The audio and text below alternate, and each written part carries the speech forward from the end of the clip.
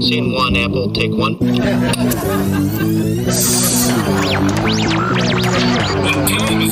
want to get high? That's right.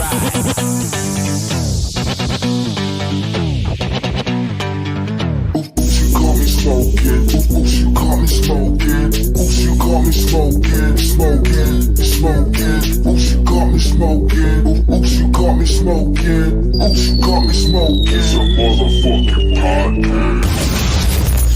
Hey, what's up, everybody? Welcome into the Oops Caught Me Smoking, and we have a special guest today. It's Chris Harvey. Chris Harvey. Chris Harvey. Chris Harvey. What's up, man? What's up, Chris? How you doing, bro? I'm good. How are you? Not too bad, not too bad. Now we just caught Chris fresh off the stage, and let's tell the people where you were performing at, sir. I am in Port Charlotte, Florida, at Versailles Comedy Theater or Comedy Club. I'm here tonight until Sunday. Oh, nice. Now, how's the show going so far, bro? Man, tonight was sold out. It was amazing, and it was so much fun. It's a clean show, so it's like, you know, it was a lot older crowd, which seems to be hard sometimes because I'm 27, performing for people over the age of 55. But it was a Florida crowd. They were great. They were so nice. Oh, nice. Now, I know you have your share of Floridians down there, though. You always see Florida in the news. So, any crazy things happening down there while you've been down there that you've seen so far?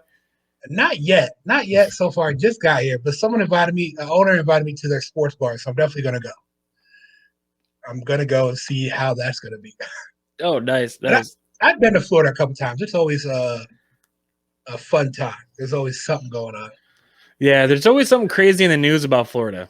Like someone's wrestling an alligator, or someone's all hopped up on meth doing something crazy. Yeah. Florida's the fun place. Fun place. Now, I should try to get arrested out here. Right, exactly. Just to see what the jail's like. Yeah, just see what happens. I've never been arrested. People are locked up in here. I feel like it takes a lot to get arrested. It would have, yeah, you would think. So but, I'm not sure. Right. But for the people who don't know out there, Chris, go ahead and take a minute to tell these people who you are and where they can find you. I am comedian Chris Harvey, actor, writer, KFC connoisseur. And you can see me on all platforms on Hulu. I've been in the movie Rent Due, Hey Mr. Postman, that's on Hulu and Amazon Prime, Stars. And new movies coming out is a drone that saved Christmas movie I'll be in.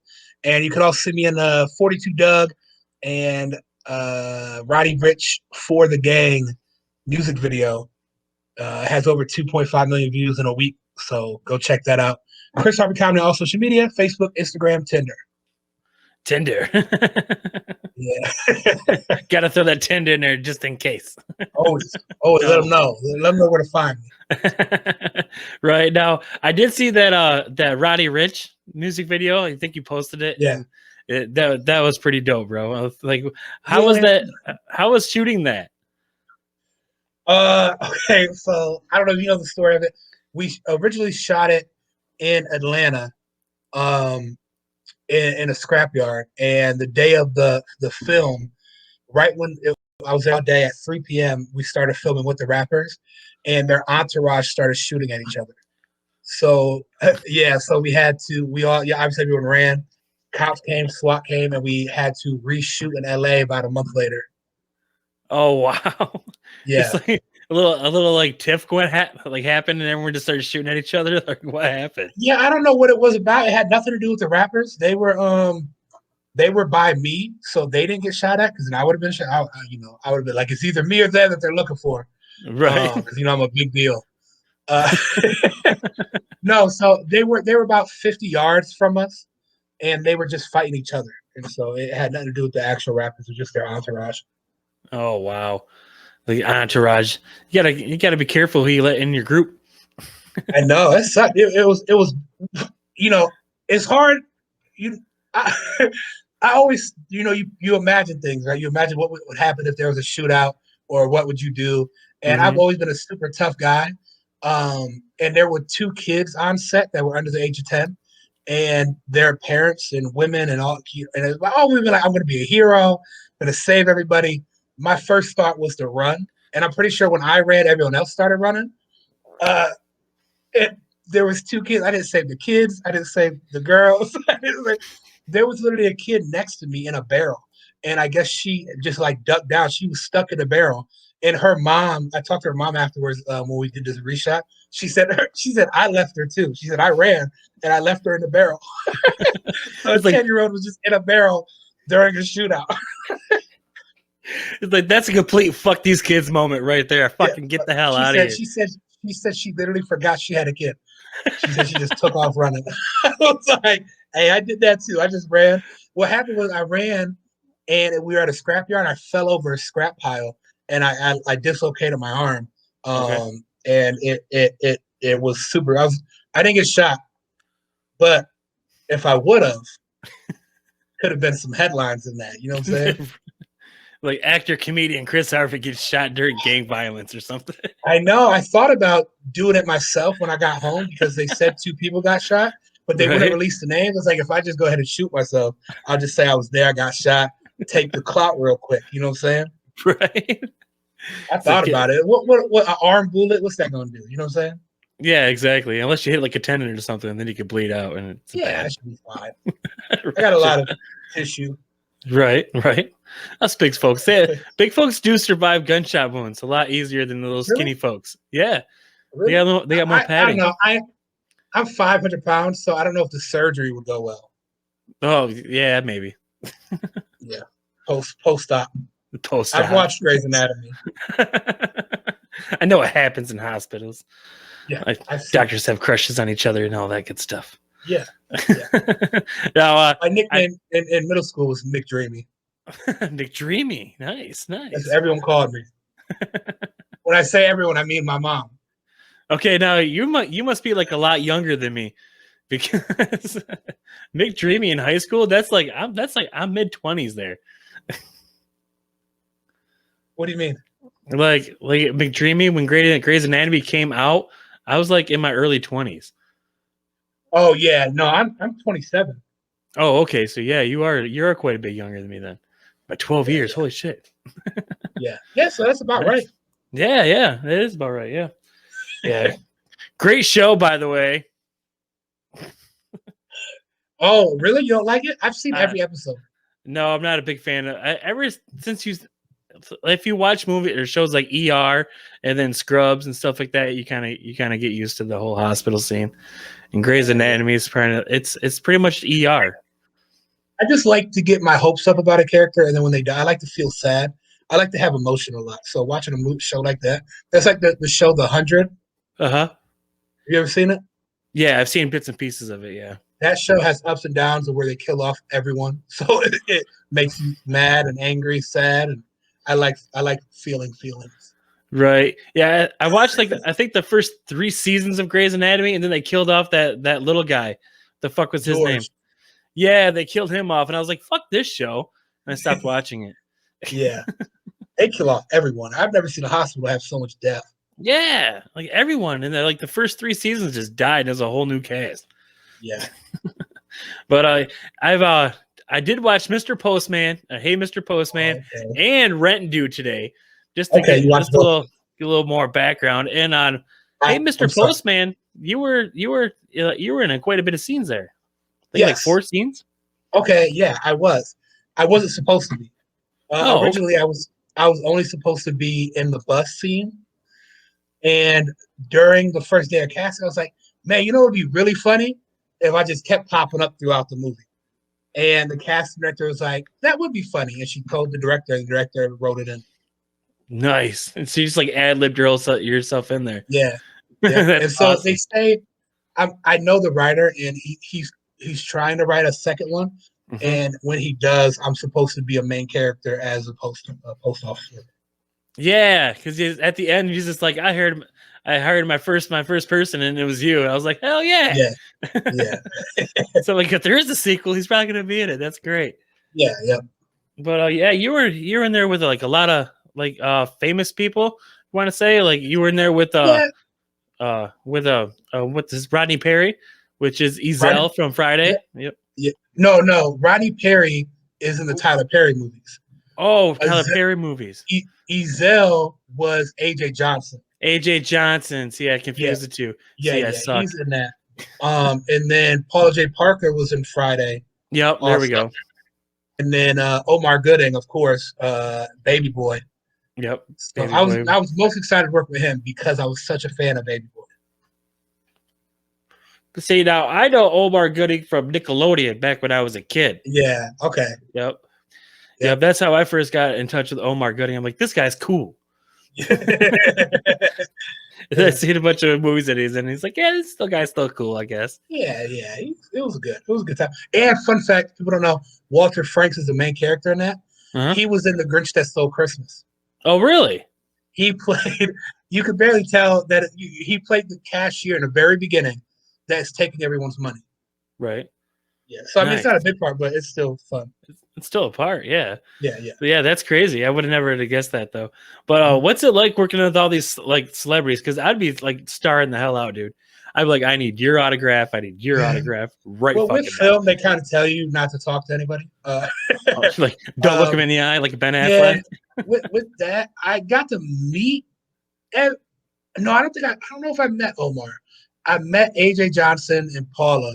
Okay. And obviously Walter Franks. But so I mean it had its, I also have worked with a lot of people in comedy with stand-up where it is surreal after you meet them. Like, man, I'm hanging out with people that you watched on TV for years.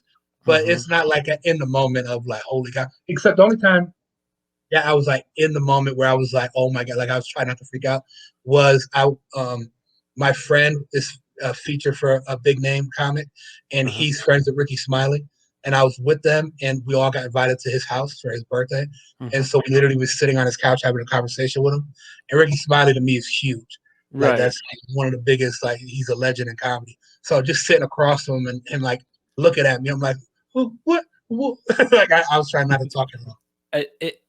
But yeah, like what? Like, you know who you are? Do you know who you are? Yeah. Type of thing. But yeah, who was your inspiration when you got started doing comedy? People I really like. Obviously, like the big name. Like I love Kevin Hart, love Cat Williams growing up. I'm a big fan of Gary Owen and Bruce. Those are a lot of people I watch. I really like John Panette. Okay. And Bill Burr also. Like all those guys are people I've watched a lot and like really, really paid attention to. Now that I've done it a while, I really am a big fan of like a Tony Roberts or Carlos Miller. Carlos Miller, yeah, I am a big fan of Carlos Miller. He's like one of those underrated comedians that really don't get a lot of attention. But on Wild 'N Out, he's really good, and I've seen his stand-up too, and that's really good too. He's one of the best stand-up. But he's been doing stand-up for years. He was on Last Comic Standing. And now he's just blown up. He's selling out he'll sell out 7-8 shows in a weekend now. So he's getting that. He's becoming that next big name. He's getting to that next level. Yeah. Yeah. How long before we see a Chris Harvey selling out the Apollo? I don't know. Hopefully in the next, 10 years. Yeah. That's that'd be in 10 years, I'll be 37, 17 years into comedy. I mean, at that point, I would hope so. Right. Yeah, that'd be crazy. I'm like, I had this guy. I'd be like, I think I'd be pushing 60. And I'm like, this guy was on my podcast. I got the tape right here. Yeah, right. But yeah, now you were an actor. You got into stand-up to be an actor, correct? Yes. Okay. I used to do like haunted houses and plays, and I've always acted. And I started doing stand-up because people always said I was funny, and I was trying to impress my ex. And then I was like, okay, well, I think stand-up is an easier way into acting nowadays. Okay. Yeah, just like you get more attention just by doing stand-up, and they're like, hey, I wonder how he does behind the screen. You said what? He's like, yeah, I wonder what he does, like how he would do behind the screen and all that stuff. Get that attention. Right. Right. Now, doing the haunted houses. Now, I hated the haunted houses. We had a haunted cornfield that we went to when I was a kid. Scared the living shit out of me. This is one part where we were looking over a hill, and down over the hill was a guy who was chopping, like I guess a kid. He's chopping up a kid with an axe. And he's like, "Goddamn kids!" And he's just chopping up there. And then while we're looking, some other guy is like underneath, like on the side of the cliff, and just jumps up and scares the living shit out of us. And then that was like, I'm done with haunted houses. I'm done with haunted cornfields at that point in time. Really? Yes. Now, have you ever traumatized a kid to where the point where he starts crying and Yes, falls? of course. Because that's kind of the point, right? Yeah. So, I mean, when I was younger, when I was under 18 doing haunted houses, I would definitely, you go after the younger kids, and women are easier scares. When I became an adult, when I was like 17, 18, 19, still doing at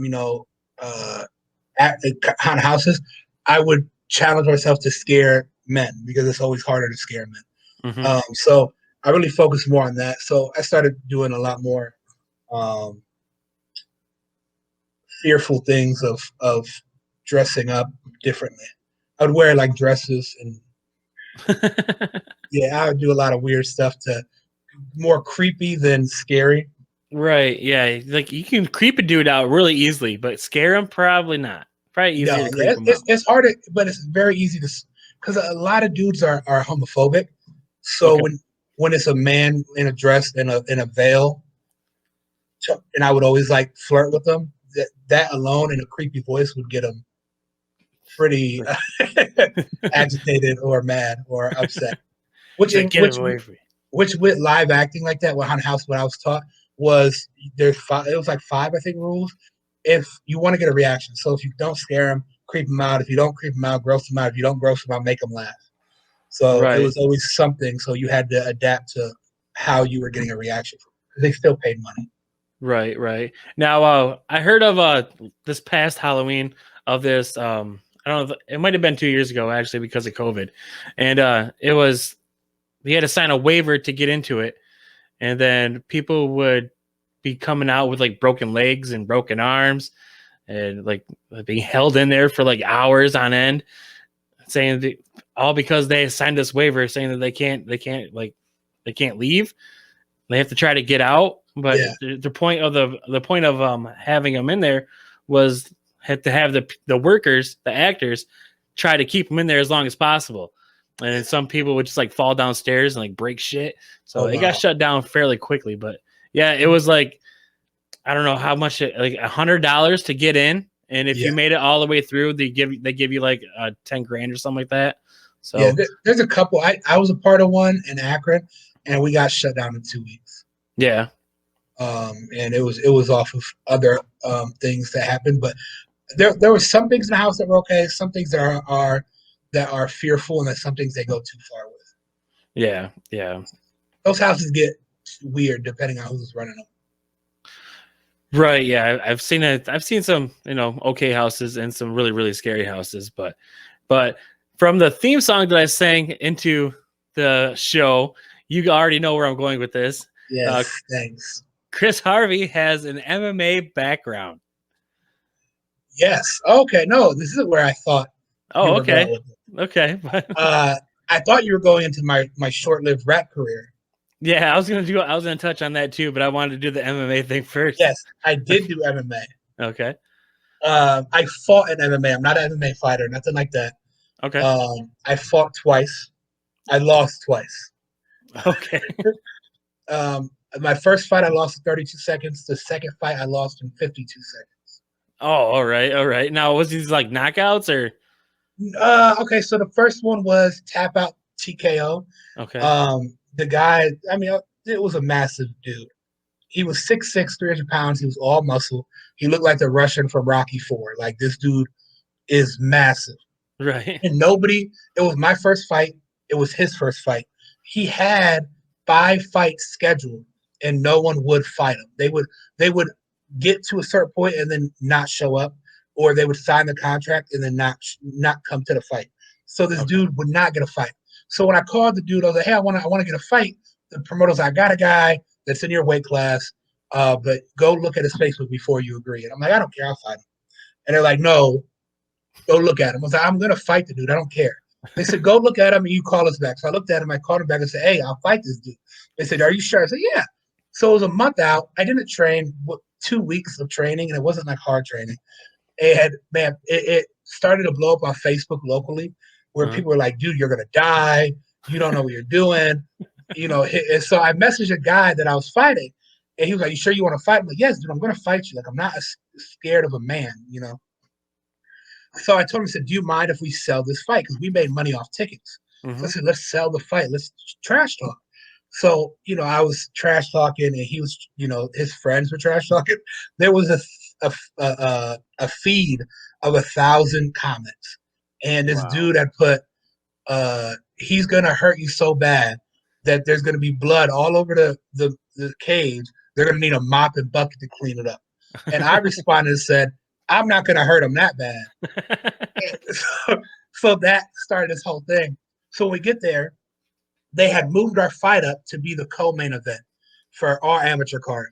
Now, the co-main event for two fighters who have never fought is a big deal. And what's funny is the main event is a guy that is now number 2 in bantamweight in Bellator. His name's Patchy Mix. So he was on that same fight card. So I was his co-main event. Perfect blood pressure, no issues. We got engaged. You obviously know the song I came out to was my own rap song that I had. And it was called Chris Harvey, where I only say my name the whole song. Chris Harvey, Chris the whole time. Yeah. I came out the fight wearing a Winnie the Pooh cape, like a blanket as a cape. And I came out dancing. Someone bet me that I wouldn't super saiyan. Do you know what that means? No, I wouldn't. It's a Dragon Ball Z reference where you like, and then you yell real loud and then you level up. Okay. So I did that in the cage, and I looked across from me. He was standing there, and he did this jump, just like a vert jump, and he jumped as high as the cage, and then he superhero landed, right? And that was when I went, oh, what am I doing? I might have messed up here. So they start the fight. He immediately came over. He kicked me really hard twice. 2 really hard leg kicks. I go in the air. I land. I swing and I hit him. And then he leaned back. And then I start to be a little aggressive. So I swing again. He's leaning back. And I'm like, oh, he's scared of me. So I try to rush him. And he dropped to the ground, picked me up, and slammed me. And then he started cranking to start hitting me. And he broke my nose. And I tapped out. So, okay. They stand me up. The doctors come in, the nurse, and they're putting the ice in my eyes. My eye was swelled up. My nose is broke.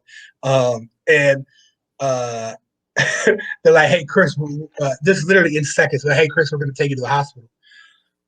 And I was like, really? They're like, yeah, you lost a lot of blood. I was like, I did. I look down and I'm standing in blood. I look up and there's 2 guys carrying a mop bucket up.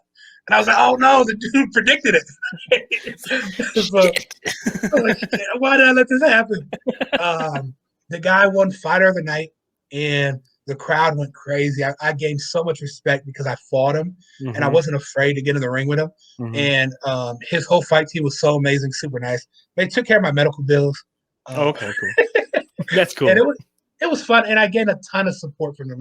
They had me back multiple times to do comedy at the cage fights, and a lot of them come to shows and stuff. So it was worth it. It was fun. I was 20 years old. Right. Yeah. I think at 20 years old, I wouldn't be afraid to step into a cage with a big ass man either. Yeah. But at the age of 39, probably not. Right. What's funny is I thought he was going to go pro. This dude was a monster. The dude he fought after me was 7 foot and was 2-0. Wow. And he beat that guy in 32 seconds. Just like he tore the guy's ACL, broke his orbital and his jaw all in 32 seconds. Wow. I said, well, he went easy on me. And then his third fight, he got poked in the eye and tore his retina, and he can't fight no more. Oh, that sucks. Yeah. He was so promising. I know. That's what I said. I was like, dude's massive. There's a picture on my Instagram of him. Oh, okay. I have to go check that out then. He was massive. The second fight I lost with a standing knockout was I wasn't knocked out, but I wasn't defending myself. I got hit with 12 haymakers in a row. Jesus. Like the butterbean, like that. 12 right in a row. It was fast. Wow. So, and people got mad because I'm known for being the big guy that can fight. But a street fight and working security is so different than a controlled fight. You don't have any adrenaline. You have no fear. You don't really have that to add into it. It's very like, I hung out with this dude for 12 hours before the fight because you have to be there all day.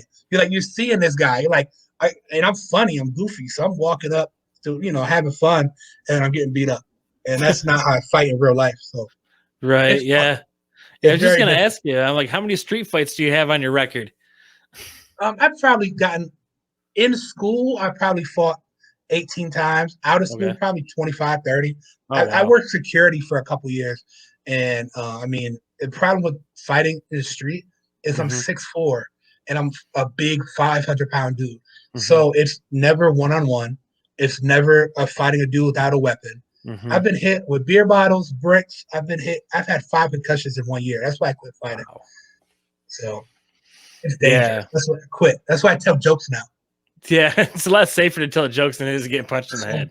So much easier. One time I was working at a bar, and I had to escort 10 people out who were fighting. And I missed one. And she just was at the bar. She should have played baseball because she didn't miss. She threw every bottle that was at the bar at the back of my head.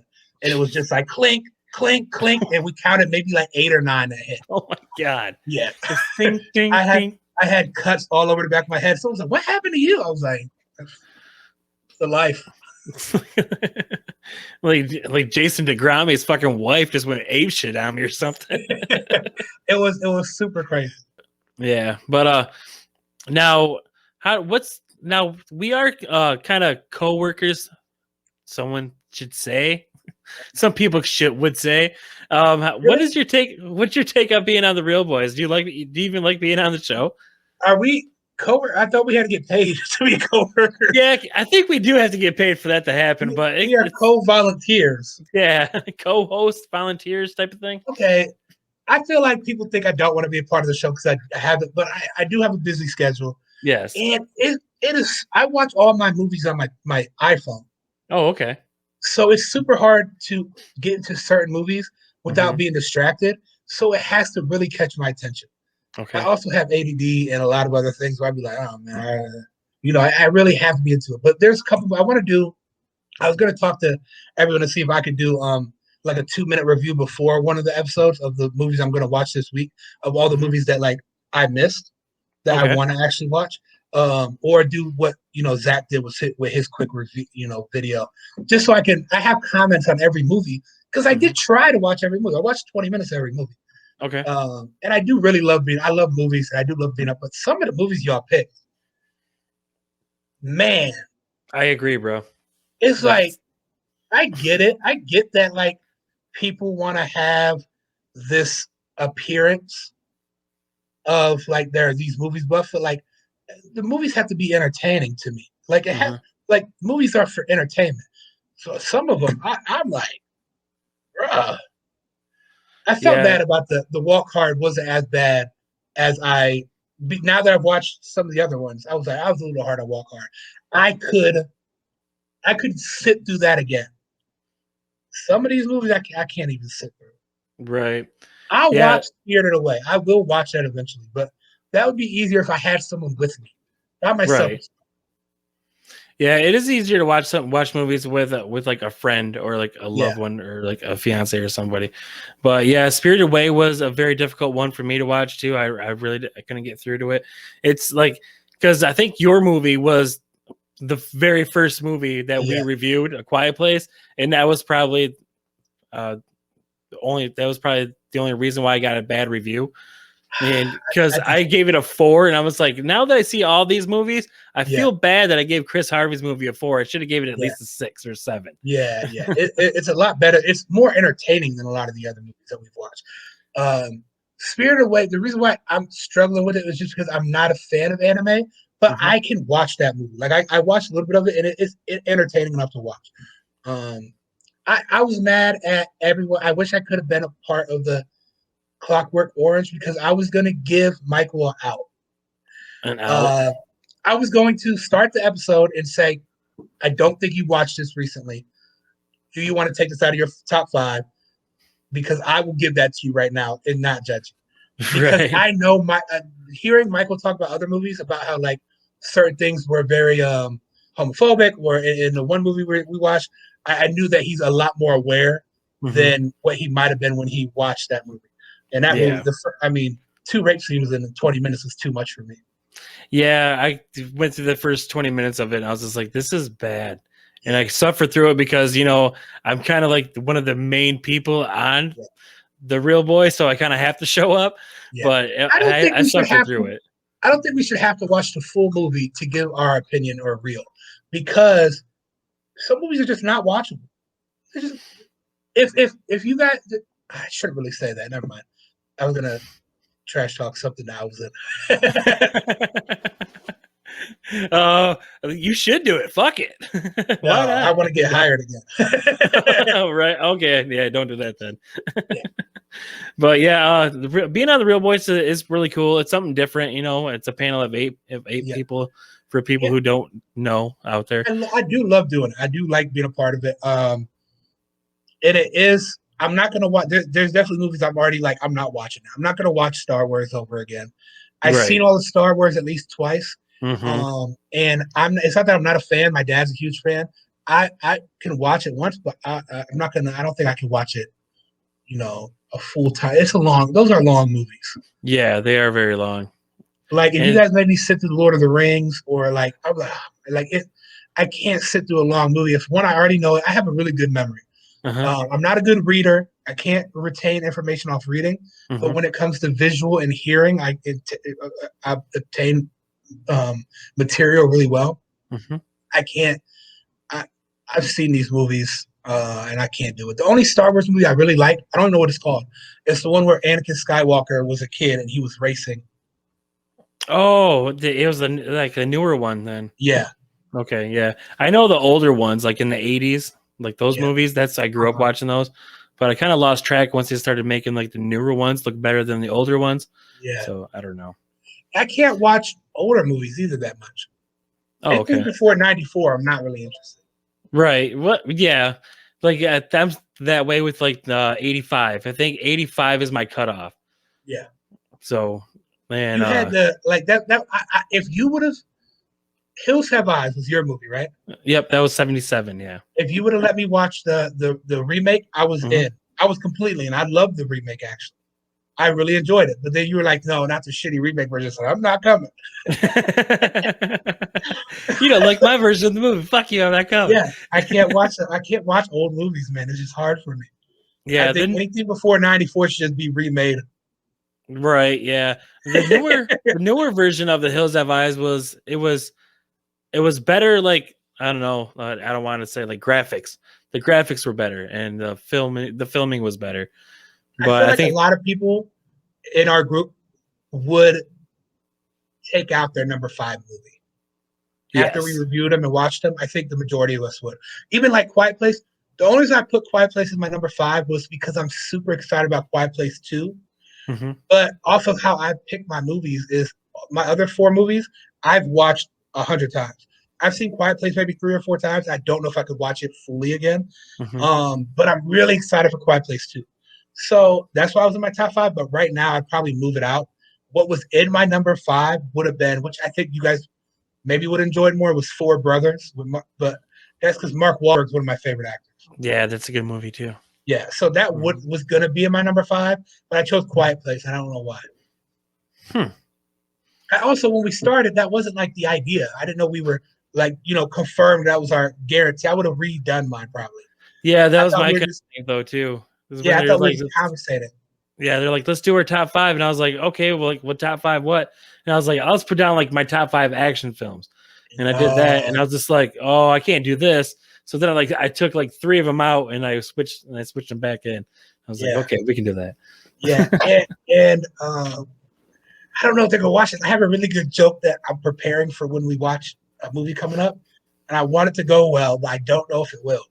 It might. I don't know if do they watch your show? Are they going to watch this? You think? I believe it's a few of them do. I know that Jerry and Blaze does. I'm not going to tell you the joke then because I'm saving it. Yeah, I know that Jerry does.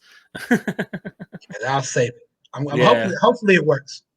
But yeah, we have Willow coming up on Friday. Are you showing up to that one? I was gonna offer. I'm sure my dad has watched that. I was gonna be like, "Hey, Dad, do you want to do this podcast?" Because my dad, all the movies that you guys are watching are stuff that my dad watches. Right. And I'll sit down and watch. Like he loves the King Arthur movies and all that old crap. And my dad can watch a movie 1,000 times and not care. And so I just can't. I don't have the patience. Right. I don't. Especially hearing y'all talk about it so far, it sounds awful. It sounds awful. Yeah, it's not one of my favorite movies at all, and it's so fucking long. Really, yes. I feel like I think I'm gonna watch the Without a Remorse or No Remorse. What was that? Yeah, Without Remorse. Yeah, that movie reminded me of the Netflix movie that just came out with Chris Hemsworth. That was you know what I'm talking about? Yep. Where he was like a Navy SEAL or something. It just seemed like the same movie. That movie was it was okay. But I mean, I like Michael B. Jordan, so I'm gonna watch that, and then I'm gonna watch what was another movie we just did? That was. We did Mortal. Did you watch Mortal Kombat? Yeah, I watched that. Yeah, that was terrible. Well, it wasn't terrible, but it was better than the older ones. We'll say that. Yeah, I was at the podcast. I was on that one. Oh yeah, you were. Duh. That was my last episode. Right. What was the Parasite? Did you see that one? Okay, yeah, that's what I'm gonna watch. Yeah, I'm gonna watch Parasite. Yeah, that's a really good flick too. I heard you guys gave a good review. Yeah. Yep, that's actually our highest now. Yeah, whose movie was that? Zach's. Okay. See, this is what irritates me is you guys made rules after we started. It was whoever gets the most reels at the end win. And I'm now it's a competition. Wait, it's a competition? Yeah, I guess whoever has the best reels with all 5 movies combined wins at the end. Oh, I didn't know anything about that. Somebody said it, and I was like, "Yo, what?" And that's why people are getting mad when I commented 0 for Clockwork Orange. And he was like, "Well, it doesn't count." And I was like, "Oh, it should count." It should count because it is a 0. I think I gave it a 2 or something, really, because I felt bad for Michael. You guys deserve you giving it something low. But I'm not mad at Michael for that movie. I understand. Right. I understood where he was coming from. Yeah, it was. Yeah, for someone being his age, it was probably a good movie back then. Just doesn't age well. No, did not. There's a couple I'm excited about. No one knows. I'm a huge fan of The Departed. And someone has it on there. And I'm like, oh, that's gonna get a super high rating for me. Right. So yeah, that's on the list too. That's a ways down there, but yeah. Yeah, it's on the list. My list is everyone's gonna crap off Forrest Gump, and I don't know why. It's one of the most entertaining movies on the list. And they're calling it a bad movie because it doesn't have character arcs or whatever. But it's way more watchable than half of the shit that they have. I mean, it's maybe because everyone's seen it 1,000 times. I think that might be why. But I like Forrest Gump. I've seen it 100 times. If I'm flipping through the stations and I see it on TV or a TBS or something, I'm gonna stop and watch it. The thing about Forrest Gump is you could watch it you could watch a new time every time. There's gonna be something new that you didn't know. Exactly. Oh, he did do that. You're like, oh, I didn't know that. There's always something new. It's like they remade it with a bunch of things and they air it differently. Yeah, exactly. Yeah, but Forrest Gump is one of my favorite. It's one of my top 20, I would say. Yeah, and then I have Lion King on there. Collateral Beauty is an amazing movie, Will Smith, and then Instant Family. Have you seen all those? I've seen Collateral Family, and that's it. With Will Smith. Beauty? Collateral Beauty with Will Smith. Yeah. Instant Family. I told my friend that was my favorite movie right now, and he was like, he tried to watch it. He said he didn't like. He's like, dude, this is your favorite movie? I'm like, I don't know. I had a lot of emotions. To me, it was funny. Mark Wahlberg's in it. I love Mark Wahlberg. Tom Segura's in it. Tom Segura is hilarious. Yeah, Tom Segura is really, really funny. You seen his new Netflix special? No, I haven't. Oh, geez, you need to go watch it. I'm not going to say anything, but you need to go watch it. It's hilarious. I just watched Big Time Adolescence or something like that, and it's with Pete Davidson and MGK, and I enjoyed it. Now, did you work with them? Did you get to meet MGK when you worked with them? No. It'd be like, that would have been cool. But yeah, it would have been cool. You know what's crazy is I'm actually a really big fan of MGK, not his music. I like him in movies. Yeah. He was in that one. He did Bird Box. He did really good at Bird Box, I thought. He was in The Dirt. Did you watch that? Mm-mm. That is what he played Tommy Lee. Oh, wow. What's the band? What's that? I want to say Guns N' Roses, but that's not it. Tommy Lee? Yeah. I can't say it. I want to say Guns N' Roses, but that's not it. It's not it. It is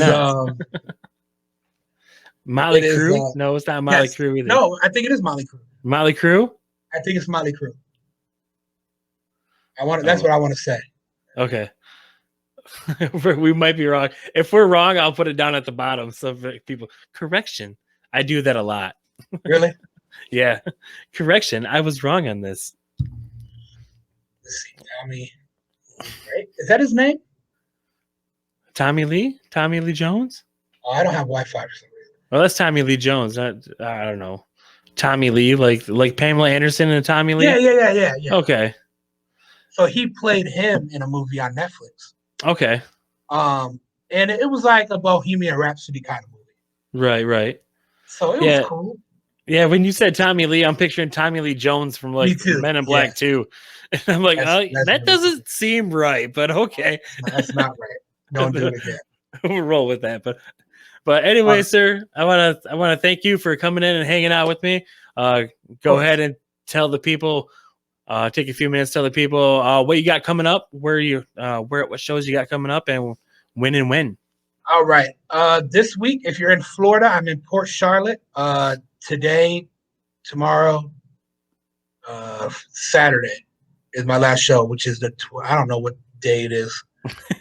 What's today's date? 12th? 12th, yes. So 12th to the 14th. And then I am in Kenosha, Wisconsin, the last weekend of May, 27th, 28th, 29th. And then I am in Elkhart, Indiana, June 12th. And then I am in I'm at the Stardome, back in Canton, Ohio for the 4th of July weekend. Then I am at the Stardome Comedy Club in Hoover, Alabama, the 7th through the 11th of July. And then I am in Verno, Florida, the 15th and 16th, I want to say, of July. Mm-hmm. And then I am in Ohio again, in Akron, Ohio, the last weekend of July. Hometown, huh? Yeah. So comedy shows, there's a lot of them. Go get your tickets and ChrisHarveyComedy.com on all, or at Chris Harvey Comedy on all social media to find tickets or shows, videos. Go follow my TikTok. I have 15,000 followers and always do videos. So be my friend. Be my friend. That's right, everyone. Go follow Chris over on TikTok and all social media platforms. And this guy is a busy man. So again, I thank you for taking 45 minutes to an hour out of your time to chat with me and my fans. Your fans? Do you have fans? Do people watch I have fans. Yes, I am a ranked podcast, sir. Tommy Lee, it was the bass in Motley Crue. It was Motley Crue. Okay. Yep. So we were right. Awesome. Yep. Yeah, but awesome. Thanks again, sir. I want to take Thanks for having me, man. Thanks. Oops, Caught Me Smoking podcast. Make sure you follow Dan Levely on all social media. For anyone who's watching that are fans of mine, go check him out. He smokes a lot of weed and stuff. Yeah, and I'm cool too. I'm somewhat funny. I'm not Chris Harvey funny, but I try. I do get a lot of laughs from us on the Real Boys podcast. Yeah, that's fun. Yep. So, yeah, a lot of people. Yep, even the people that chat are pretty good. But anyways, come check us out. The Oops Caught Me Smoking. Chris Harvey, other way over there at Chris Harvey Comedy and all social media platforms. And again, thank you, sir. And I love you guys. Stay up. Scene one, Apple, take one. You